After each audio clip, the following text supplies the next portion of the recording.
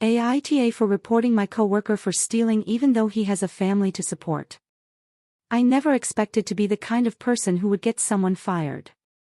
I've always believed in keeping my head down at work, doing my job, and staying out of other people's business. Office politics, gossip, backstabbing, none of it interested me. I wasn't there to make enemies, and I definitely wasn't there to play hero. But sometimes, you don't get a choice. The company I work for isn't huge, but it's big enough that most of us don't know every single employee personally. Still, there are certain faces you see every day, the people you exchange polite nods with in the break room or chat with in passing. One of those people was Mike.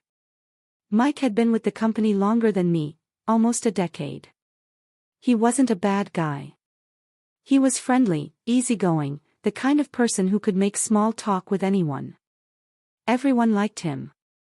People knew he had a wife and 2 kids, that he was always talking about how hard it was to make ends meet, how expensive everything had gotten. I felt for him. We all did. I remember one conversation we had by the coffee machine a few months back. He had just gotten off a phone call and looked frustrated, rubbing his temples like the weight of the world was on his shoulders. I asked him if he was okay, and he sighed. "Bills, man," he had muttered, shaking his head. "Everything's going up, but my paycheck isn't." I knew exactly what he meant. Most of us were struggling in some way. Rent, groceries, gas, nothing felt affordable anymore. I had my own financial worries, but hearing Mike talk about his situation made mine feel smaller. He had kids to take care of. A family that depended on him. That wasn't something I had to deal with, and I respected the hell out of him for keeping it together. That's why, when things started going missing around the office, I didn't even think of him. At first, it was just small things.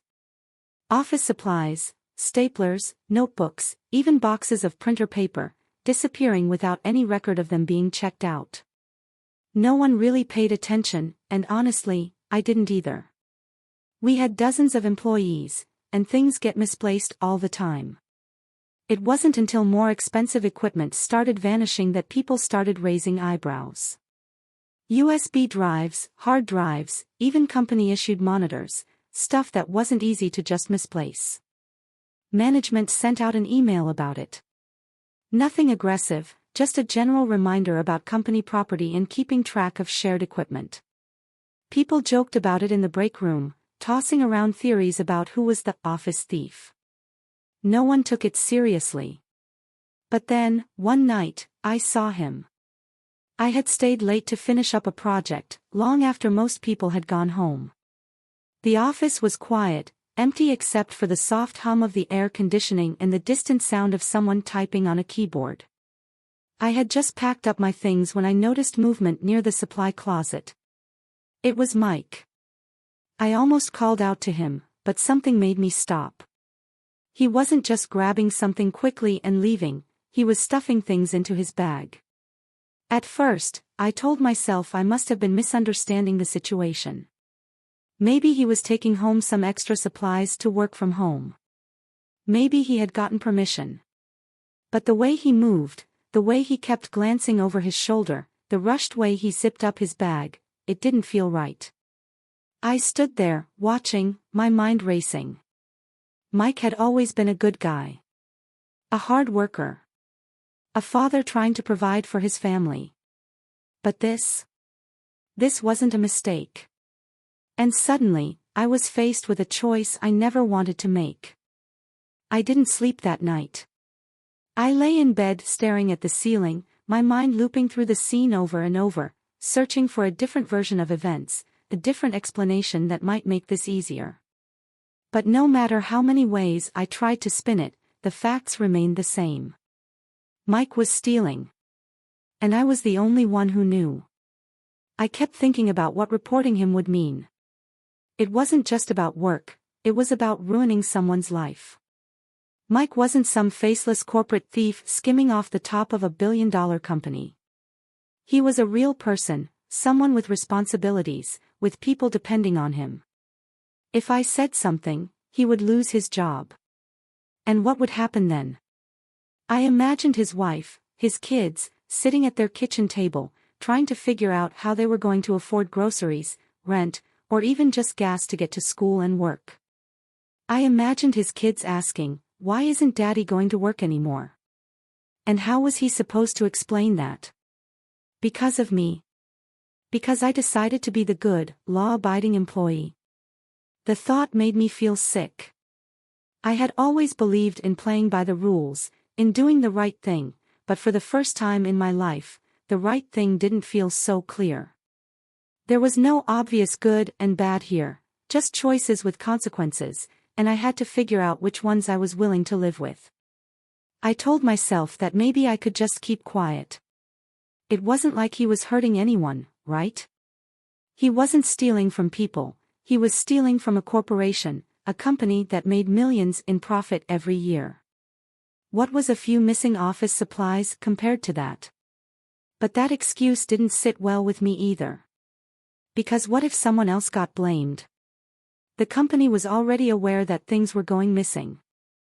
I thought about the email management had sent, the way they had worded it, reminding everyone to keep track of equipment, to report any suspicious activity. They were watching. They knew something was happening. It was only a matter of time before they started looking for someone to blame. And what if it wasn't Mike? What if it was some other employee, some quiet person who kept to themselves, who just happened to be in the wrong place at the wrong time? What if someone else got fired for something they didn't do, all because I was too afraid to speak up? That was the thought that finally broke me. I wasn't just choosing between protecting Mike or not. I was choosing between protecting him and risking someone innocent taking the fall. And the truth was, I didn't owe Mike anything. I wanted to believe that he was a good person making a bad decision out of desperation, but at the end of the day, he was still making that decision. He was still knowingly taking something that didn't belong to him, still choosing to put himself in this position. And as much as I wanted to feel sorry for him, I couldn't ignore the reality, he had done this to himself. I thought about all the times I had struggled financially. All the times I had to budget every dollar, stress over rent, skip outings with friends because I couldn't afford it. And never once did I think, maybe I should steal from my job to make things easier. I had done things the hard way. The honest way. And the more I thought about it, the angrier I became. Because what if we were all struggling, and Mike was the only one who had decided to take the easy way out? What if there were other employees with kids, with families, with financial problems who weren't stealing? I hated the position I was in. I hated that this had fallen on me, that I had to be the one to make this choice. But deep down, I already knew what I was going to do. So, the next morning, with a sinking feeling in my chest, I walked into my manager's office and told them everything. I walked into my manager's office that morning with a knot in my stomach. Even though I had made up my mind, my body was betraying me, my hands were clammy, my heart beat a little too fast, my mouth dry. I had never been in this position before. I wasn't a rule breaker, but I also wasn't the kind of person who went out of their way to get involved in things that didn't concern me. But this concerned me now. I sat down and told my manager everything. What I had seen. When I had seen it. What had been going missing. I expected some kind of relief to wash over me after finally getting it off my chest, but instead, all I felt was guilt clawing at my ribs. My manager's face darkened as they listened, nodding slightly but offering no reaction beyond quiet professionalism. When I finished, they simply said, "Thank you for bringing this to our attention. We'll handle it from here." And that was it. I left the office, my head swimming. What would happen now? Would they confront Mike directly? Would they set up a sting, catch him in the act? Would he just disappear one day, fired with no warning, and I'd have to live with the fact that I was the reason he was gone? The answer came faster than I expected. By the next morning, Mike's desk was empty. No goodbyes. No final conversations. Just, Gone. Whispers started circulating around the office. Someone had been fired. Someone had been caught stealing. People speculated, but no one seemed to know the full truth, and I kept my mouth shut. I told myself that I had done the right thing, that this wasn't my fault. But the weight in my chest didn't go away. And then, a few days later, I got a message. It was from Mike's wife. I stared at my phone, my fingers frozen over the screen. I hadn't even known she had my number. The message was short but cut straight through me. I don't know what you told them, but I hope you sleep well at night knowing you cost my family everything. My stomach dropped. I sat there, rereading the words over and over, my hands gripping the phone like it might burn me. I wanted to tell her that it wasn't personal. That I hadn't wanted this. That Mike had been stealing and that he had made his own choices. But none of that would have mattered. Because from her perspective, I was the reason her husband was unemployed. The reason their kids' lives had just been thrown into uncertainty. The reason their family was struggling more than ever. And for the first time since reporting him, I started to wonder if I had made a mistake. Was it really my place to get involved? Was it really worth ruining someone's life over stolen office supplies? Could I have handled it differently? I don't know. I still think about it sometimes. About whether doing the right thing really means anything if, in the end, it only causes more harm.